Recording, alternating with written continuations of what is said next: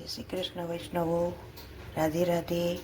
આજે એક નૂતન સામગ્રી હું સિદ્ધ કરું છું, ઠાકોરજીની ખરબૂજાની બરફી। તો આ ખરબૂજા એટલે શું એ તો બધા વૈષ્ણવને ખ્યાલ જ હોય, પણ આપણે કઈ એક સકટેટીની બરફી કરું છું। તો આ રીતે પહેલાં ટૂંક કરી લેવાના અને પછી આ મિક્સર જારમાં આ રીતે પધરાવી દેવાનું મિક્સર જારમાં, અને મોળ પણ પલ પર એકદમ ભૂકો કરી લેવાનો છે।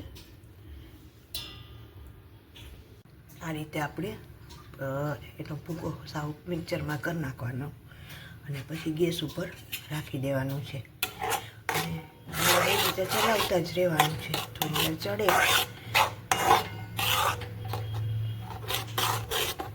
અને વૈષ્ણવ આમાં આપણે ઘીનો ઉપયોગ કે દૂધનો ઉપયોગ કે કંઈ કરવાનો નથી, ખાલી આને જ આપણે માવો કરવાનો છે એકદમ।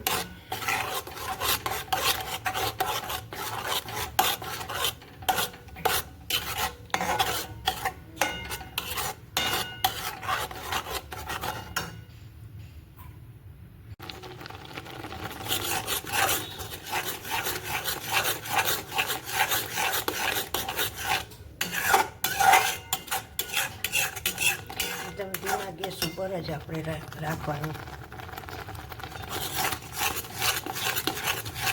અને ચલાવતી રહેવાનું જ્યાં સુધી તેનું જલનું બળી જાય ત્યાં સુધી આ રીતે આપણે ચલાવતું રહેવાનું છે।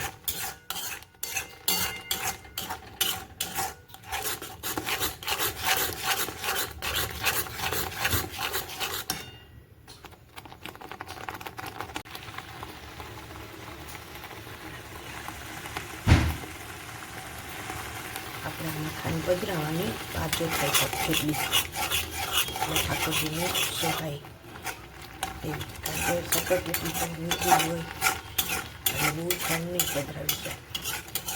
5 ચોથાઈ કપ પધરાવવાની। જલ હવે બળવા આવ્યું છે અને આપણે આમાં આપણે એમ થાય કે કેવી રીતે જામશે બરફી, તો રીતનું લગભગ 15 જેટલી બદામ લીધી છે અને એને ઝીણી ખમણીથી ખમણી લેવાની। આ રીતે ખમણી અને આપણે પધરાવવાની એમ બદામ।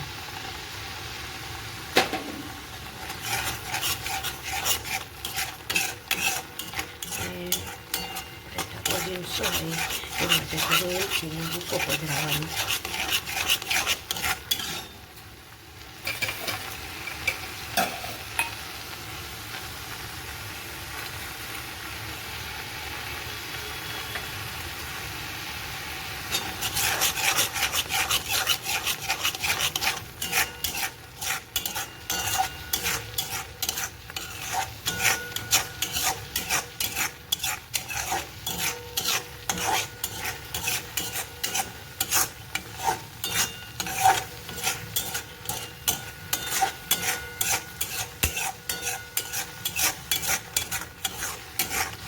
જ્યાં સુધી લોહીમાં છૂટે નહીં ત્યાં સુધી આ રીતે ચલાવતી રહેવાનું।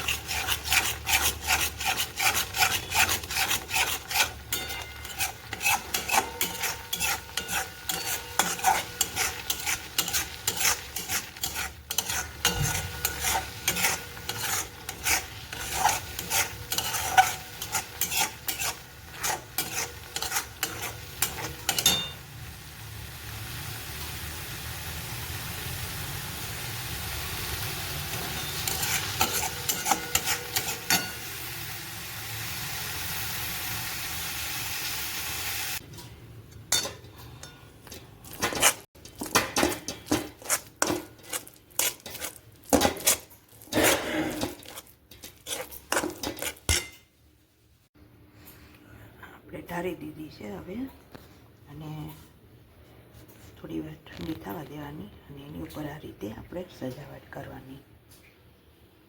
આ બદામનો ભૂકો કર્યો છે મેં અને એ રીતે સજાવટ આ રીતે કરવાની, ઉપર થોડું થાપી દેવાનું। આ રીતે એકદમ ઠાકોરજીનું સુંદર સોહાય એવી સામગ્રી સિદ્ધ થઈ ગઈ છે। આપ પણ આપણા ઠાકોરજી માટે, તમારા ઠાકોરજી માટે સામગ્રી સિદ્ધ કરશો।